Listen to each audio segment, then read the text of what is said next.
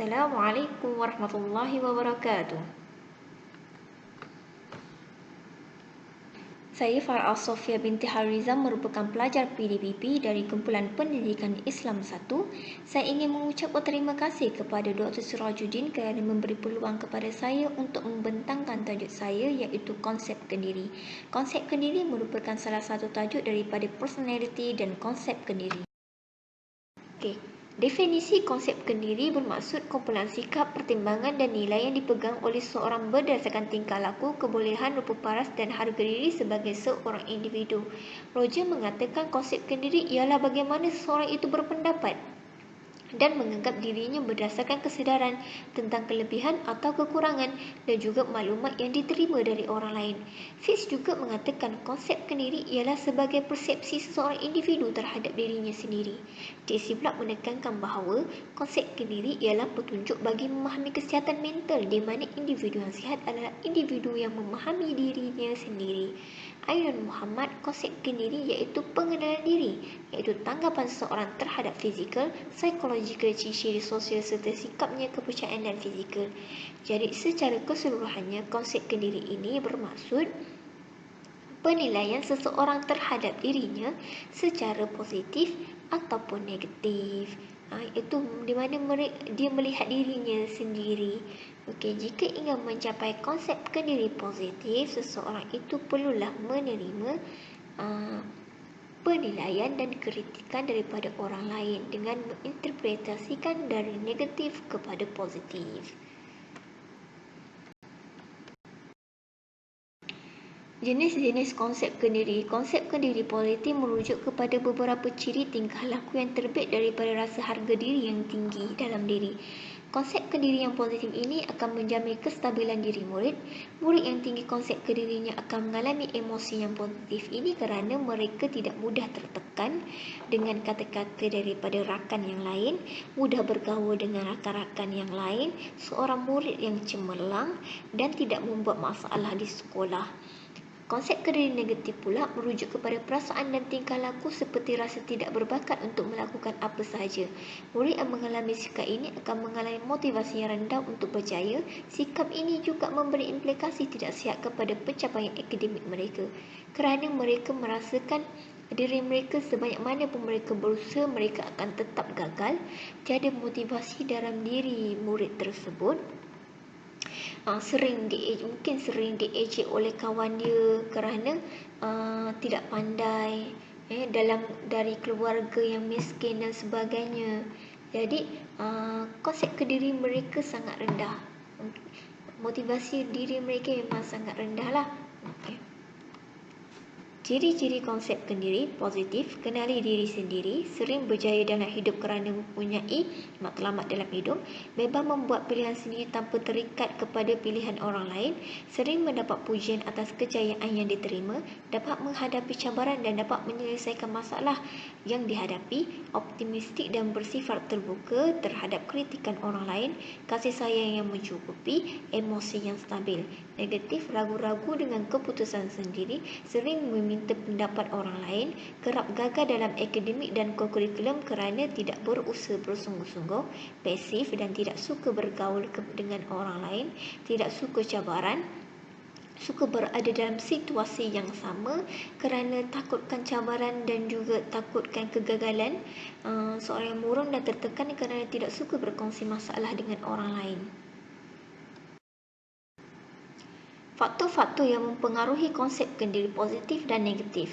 Positif, sentiasa memperolehi ganjaran positif seperti pujian yang membina, hadiah dan sebagainya sejak kecil, sentiasa mendapat kasih sayang dan layanan baik daripada keluarga, persekitaran yang positif di mana keluarga dalam keadaan harmoni dan ceria, sering mendapat pengiktirafan daripada keluarga, guru, rakan-rakan dan sekolah, dan ini menyebabkan keyakinan diri mereka tinggi.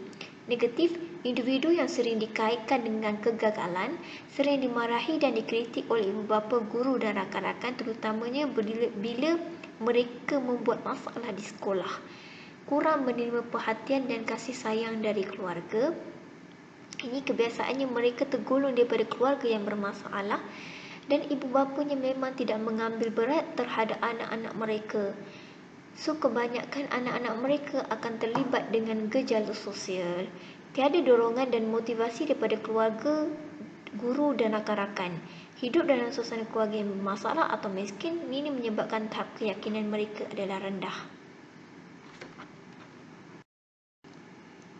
Perkembangan konsep kendiri ini, saya dapat melihat bahawa bersesuaian dengan teori perkembangan Erik Erikson, di mana teori ini menggabungkan 3 faktor yang membentuk 3 laku positif atau negatif, iaitu faktor kendiri emosi dan faktor sosial. Memiliki 8 fasa. Fasa kepercayaan lawan curiga, di mana bayi akan mempercayai orang yang kerap bertemu dengannya dan orang kerap bersama dengannya. Kepercayaan penting untuk memudahkan individu menghadapi masalah dan kecurigaan melemahkan keupayaan seseorang mengatasi masalah. Fasa kedua, autonomi lawan keraguan. Peringkat ini, bayi membina keyakinan diri dengan bebas melakukan sesuatu seperti menggenggam, berjalan, fasa pembelajaran buang air kecil dan sebagainya. Jadi, ibu bapa tidak boleh menghalang, kerana jika halangan berlaku, maka keyakinan diri mereka akan rendah semasa peringkat membesar. Ketiga, inisiatif lawan kesalahan. Kanak-kanak mula meneroka serta mencuba sesuatu yang baru. Peringkat ini kanak-kanak suka bertanya. Jadi, ibu bapa perlulah menerangkan dengan betul dan tidak menolak sebarang pandangan ataupun cerita kanak-kanak tersebut, anak-anak. Sokongan inisiatif membantu mereka mengetahui potensi diri dan sifat yakin diri. Keempat, fasa kerajinan lawan kerendahan diri. Peringkat ini kanak-kanak sudah memasuki dunia persekolahan dan mereka akan lebih peka kepada ganjaran.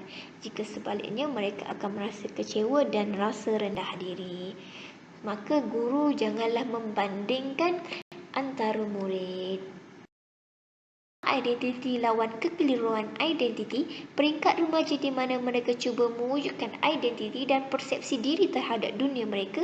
Mereka akan cuba mendapatkan kestabilan dalam masyarakat. Jika gagal, mereka akan ragu dengan peranan mereka. Keenam, fasa intim lawan bersendirian. Individu mula melalui peringkat awal dewasa yang mana mereka akan memerlukan hubungan akrab dengan individu lain. Ini adalah peringkat kebiasaan yang menuju kepada perkahwinan.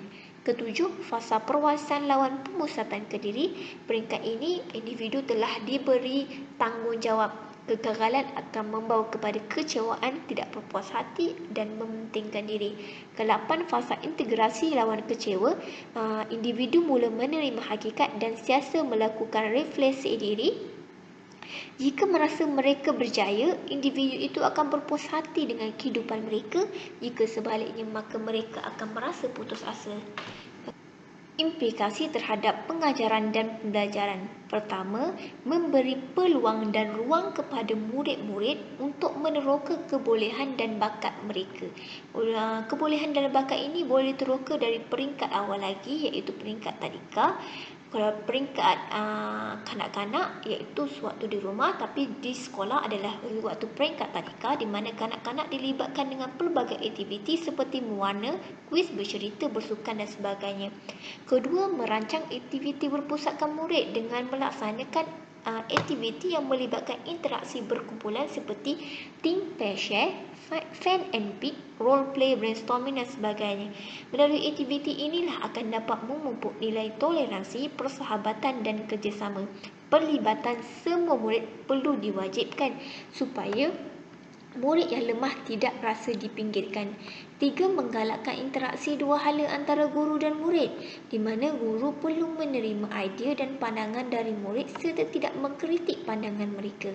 Guru juga perlulah menunjuk kasih sayang melalui pujian dan maklum bala positif semasa sesi pembelajaran ataupun semasa aktiviti berjalan.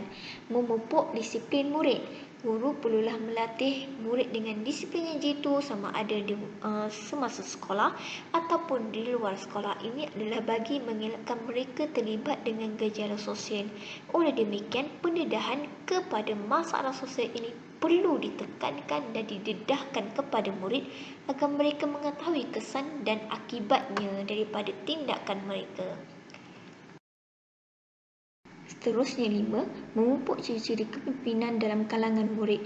Melalui aktiviti kumpulan yang dijalankan, guru digalakkan untuk melatih semua murid menjadi ketua di dalam kumpulan. Pelaksanaan ini boleh dibuat secara bergilir. Pelaksanaan ini boleh membuatkan murid yang lemah pun dipimpin menjadi seorang ketua.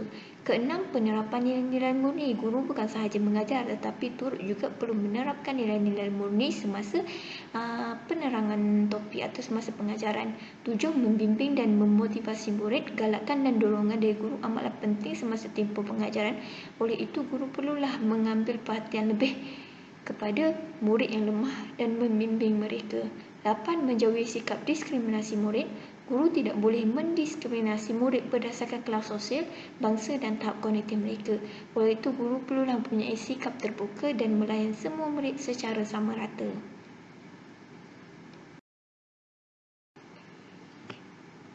Ini adalah rujukan yang saya rujuk. Sahaja daripada saya. Terima kasih.